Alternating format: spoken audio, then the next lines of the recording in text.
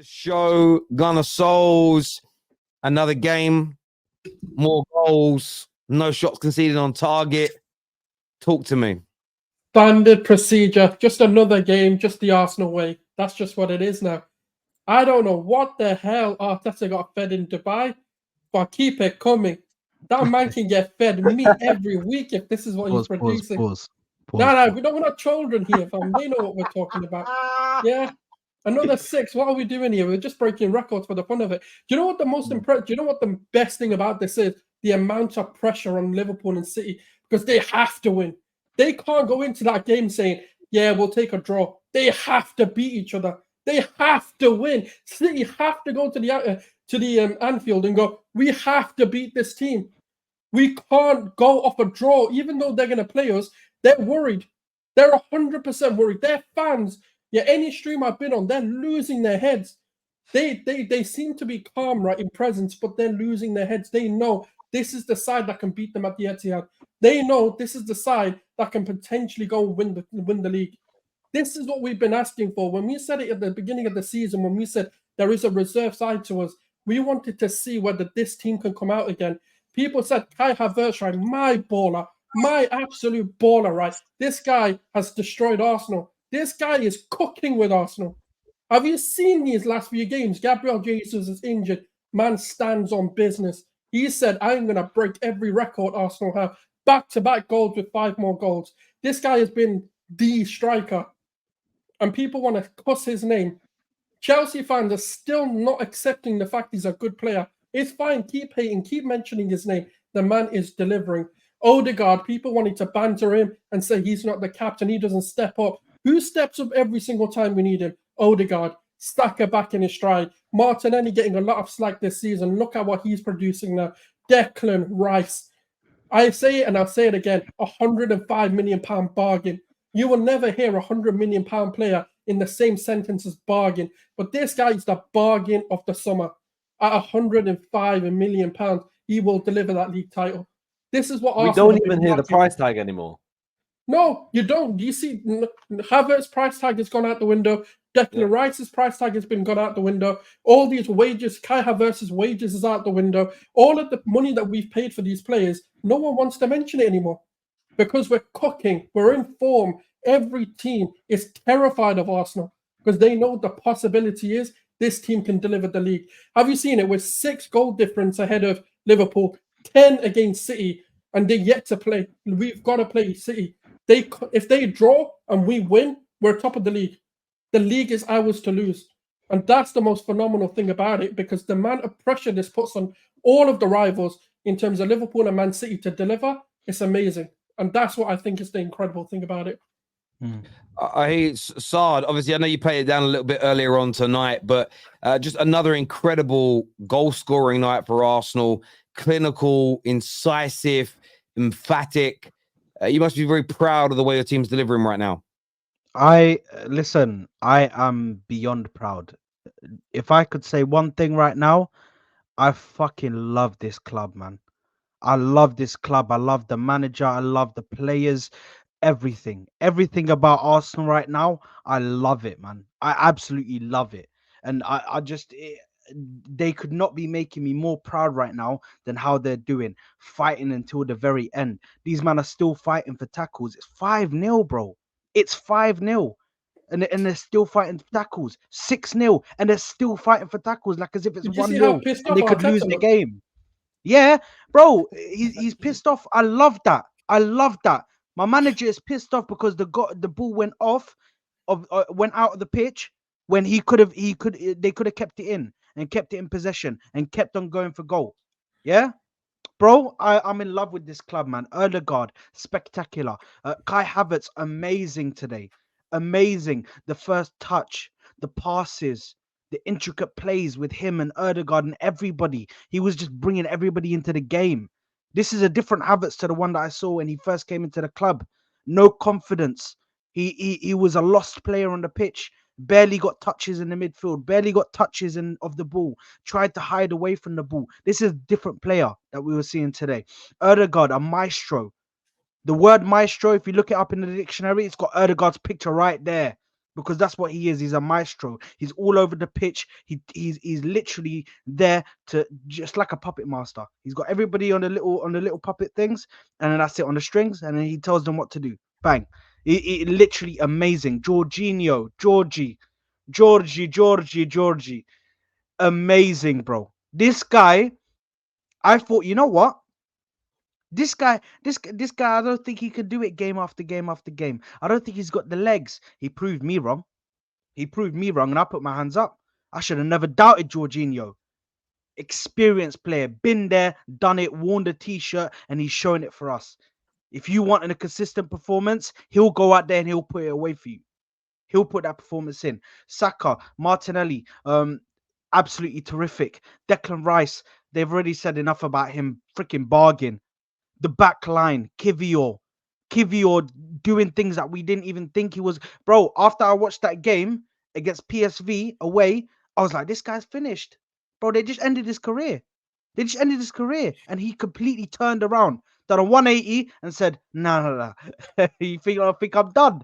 I've got levels to go. Bro, my whole team, Benny Blanco with a goal. My whole team is just making me so gassed. And do you know what the best thing is, I'll tell you what the best thing is. The rivals, the pundits, the tears, bro, and all the hatred that we get, I love it. I eat off of this. I feed off of this. This is what fuels me every single day. When people say, oh, it's just a shit team. Are you supposed to beat them? Well, why didn't you go beat them? Why did you not go beat them? Why are Tottenham fans coming here and telling me, oh, you're supposed to be beating those teams? Well, guess what? I smacked Crystal Palace at home while you were sitting there until the very last minute, bro. Then you started getting your little shooting boots on, bro. I went to smack teams while Man City struggled against them. I went to smack teams while Liverpool are struggling against them. My team is killing people right now. Killing teams. It's crazy, man. I couldn't be more proud, man. I feel like we are genuinely so close to having our Arsenal back.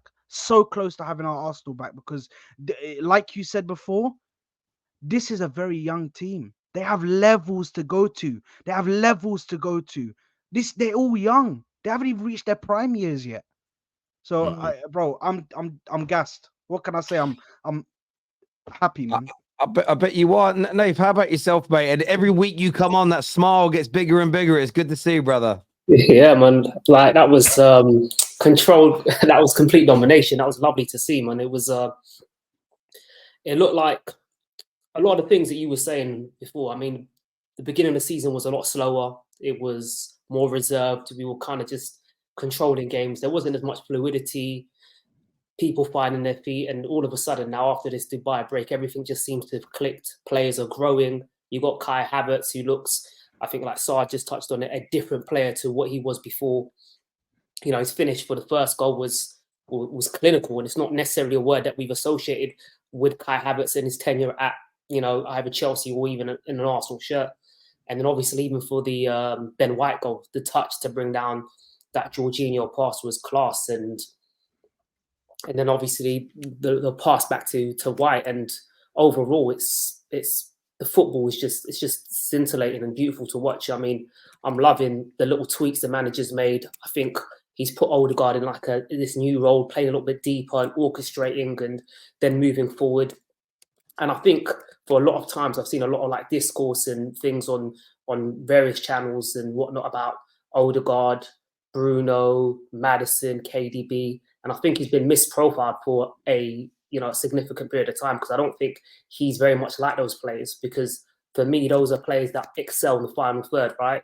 Those are players that are outlet machines. Whereas for me, I look at Martin Odegaard more of a David Silva, right? He's more of a player who can help with build up, who can control the game, the way he glides across the pitch, like the footwork, the nutmegs, deft touches.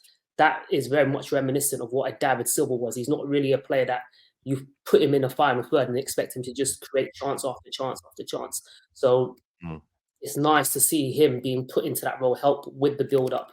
And I think since the manager's done that, there's been, we've kind of improved significantly. Another little improvement he's done is even with Kirill. I think in the Fulham game and whatnot, he was having him invert from left back, and he was struggling to do that. Whereas nowadays, the managers kind of looked at that situation and said, you know what, it's not really working.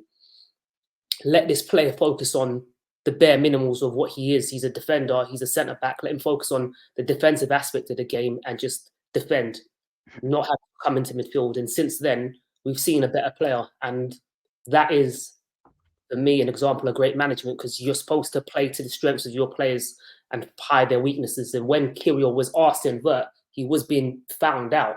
He was struggling. And ever since that change, we've seen a player grow from week to week and feel like he's a part of this Arsenal team. He deserves to be there. And like Saad said, at one stage, he was looking like, is he really a player long-term for Arsenal? Is he going to be someone that maybe we have to think about, what his position is come the summer? And, all of a sudden, those aren't questions that we're asking anymore. Saka today was different class. I mean, even the way he took the touch for his second assist with Ben White, the way he received that ball in a half turn. And it's just really nice because I think even, again, Saka was really heavily criticised by us fans and even opposition fans in regards to him not being a two-way winger no more. He was being a bit more predictable. He was always cutting in on his left foot. Whereas twice this game, we've seen him go down the outside. And it's nice to see that because obviously that gives defenders a lot more of a headache. Can't read him, and it then makes him harder to defend against and makes us a lot better. Arteta deserves so much credit. I mean, look, we as fans have been so critical about Saka not having a suitable replacement to alternate with him. 45 minutes in, game's done, 5-0 up, manager takes him off with Brentford, looming, and obviously Porto as well on Tuesday. So it's just, all in all, we're just seeing, everything kind of click, and we're seeing growth within the squad and the management, and, even seeing Thomas Partey back tonight and how comfortable he is in midfield, how press resistant he is, and this is a player that hasn't played since the last game he played was about a 15-minute cameo against Man City. Before that, I think it was Nottingham Forest, the Palace, I think, one of those games earlier on. Yeah, and you know what's so interesting about him? If you can get him back and over the next month get him match fit, having him available for the last 2 months of the season, he will be so fresh because he's barely kicked a ball. And he's such a good football player. I know it's a cliche, but it would be like a new signing. It's such a great player to get back as well. If Thomas Partey can get fit and stay fit, he just gives you so many more options in that midfield.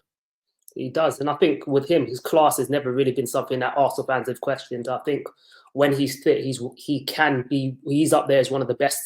The issue with him is availability is the best ability, and he's never available.